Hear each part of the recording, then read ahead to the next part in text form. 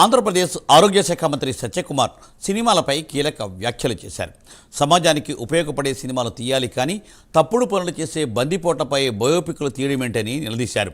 నంద్యాల గురురాజా పాఠశాల 23వ వార్షికోత్సవంలో ఆయన ముఖ్య అతిథిగా పాల్గొన్నారు. బ్యాంకింగ్ రంగంలో వేల మందికి దారి చూపించిన నంద్యాలలోని Gururaja bank coaching chairman Dastagiri వంటి వాళ్లను ప్రపంచానికి పరిచయం చేయాలన్నారు మంత్రి. 23వ వార్షికోత్సవానికి రావడం జరిగింది.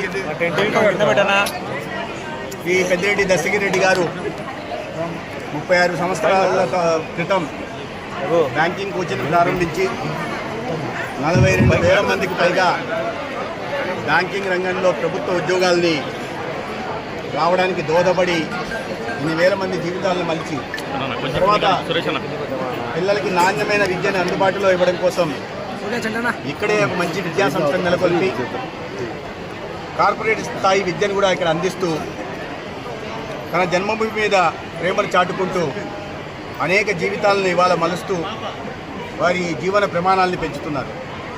ఒక వ్యక్తి ఇంత పెద్ద సామ్రాజ్యాన్ని నిర్మించి సమాజ నిర్మాణం కోసం దోహదపడ్డం అభినందనీయం.